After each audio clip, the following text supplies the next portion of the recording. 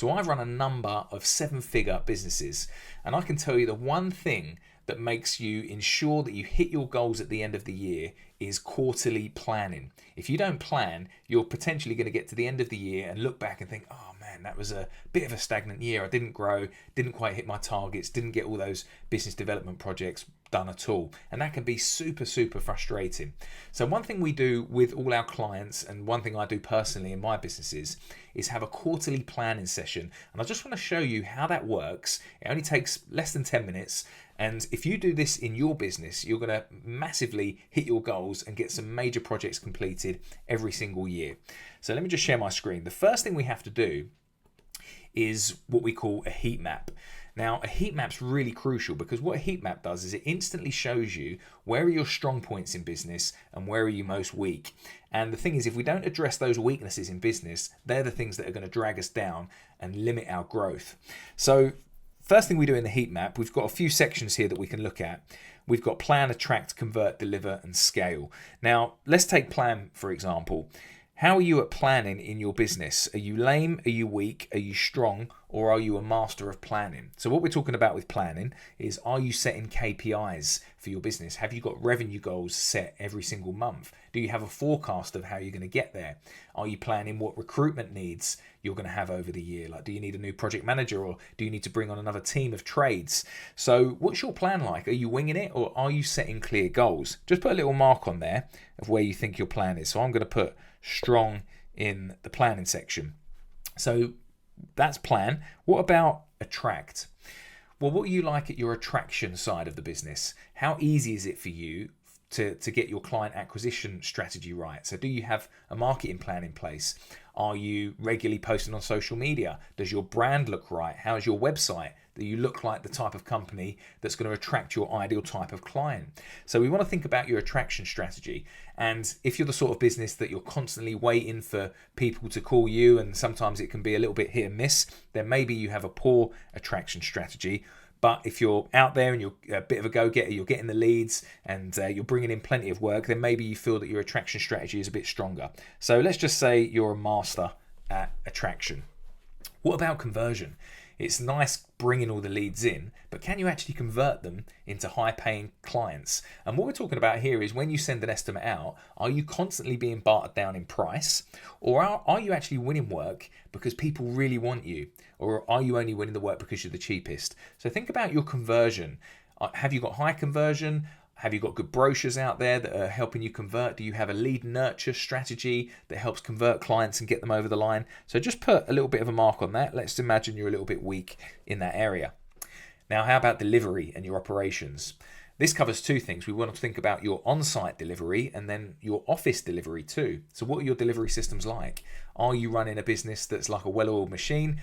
Have you got the sites running on time and on budget? Have you got a chaotic site? Is it messy? Do you know what's going on? What are you like in the office? We would need to think about that too. Are you nice and organized in the office with all your paperwork and systems and processes, or is that a little bit chaotic? So think about your delivery. Maybe you think your delivery is actually lame, it's really poor. And then we want to think about the scale side. So how easy is it for you to find and attract the best trades to come into your business? Is it easy for you to recruit? Have you got good software and systems in place that's going to help you scale? So just mark yourself on that and see where you are at. So once we've got our heat map done, we just link up all these lines. And what that's going to tell you immediately is, where is your weak point in the business? And this is the first thing that has to be done in order to plan successfully for the quarter.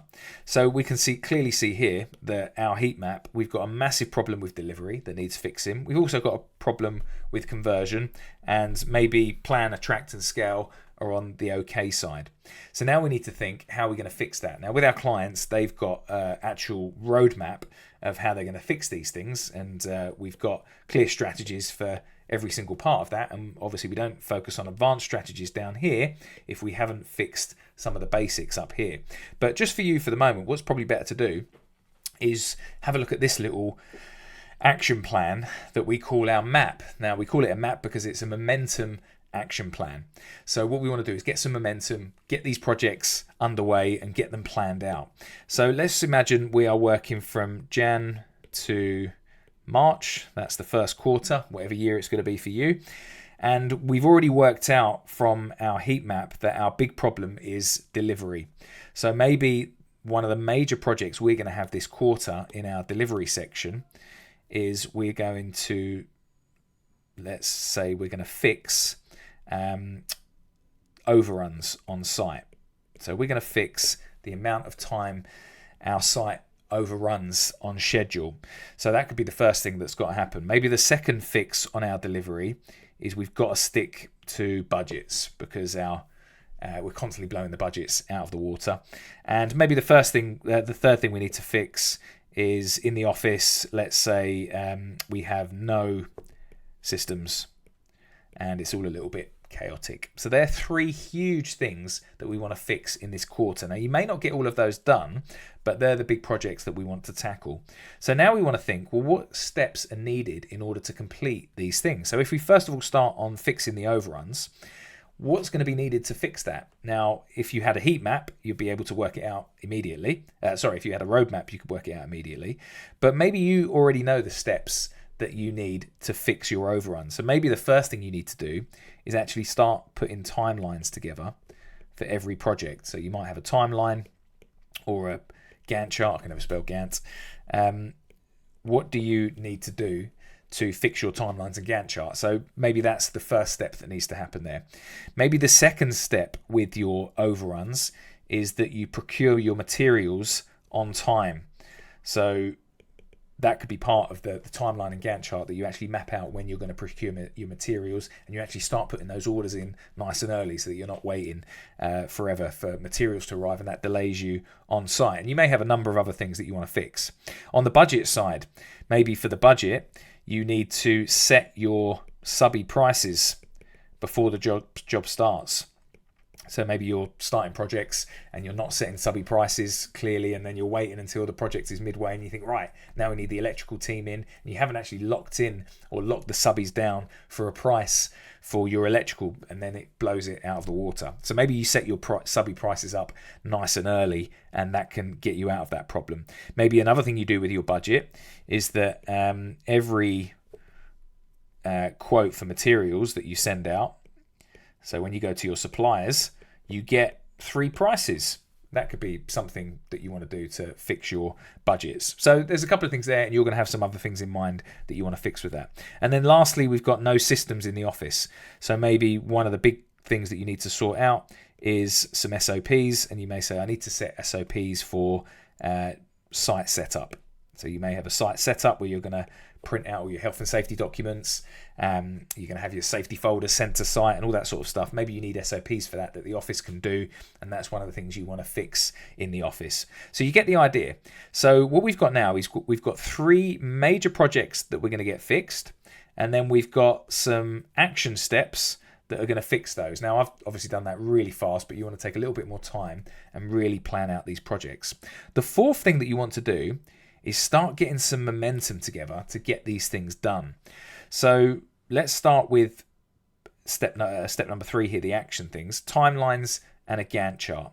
Now, what we mean by momentum is we want something that's really simple to get done in the next 5 minutes as soon as you've planned this out. So it may be sending someone an email, it may be ordering some software, it may be making a phone call. It's going to be something super simple that's going to just get it done really quickly, and that gets some momentum to get the actual project started. So maybe for the Gantt charts, the thing for me is actually I'm going to download some software that I've had in mind that is going to do my Gantt charts for me. So maybe you're doing your Gantt charts on Asana or some other Gantt chart software that you want to use.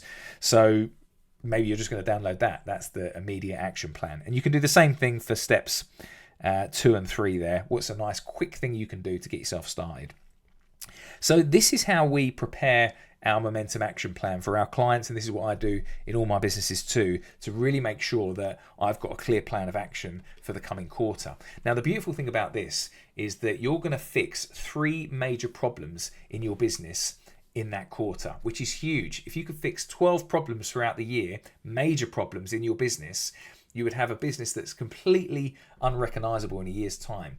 What's really interesting is that Elon Musk, in his businesses, one thing he does as a CEO, he's obviously involved in the strategy and everything else, but but he really gets involved in fixing the bottlenecks in the business. So he'll go down to the production line and he'll make sure that that gets fixed, and then he'll go somewhere else and fix that problem in one of his other businesses. So he's really about getting the bottlenecks and the weaknesses solved so that the business can fly and move forward. And I think it would be absolutely awesome if you could do the same for your business, if we could take a little leaf out of Elon Musk's book. So I hope that helps you a little bit there. Planning your quarter is absolutely crucial for you to hit your end of year goals, and this is a nice easy way that you can do it.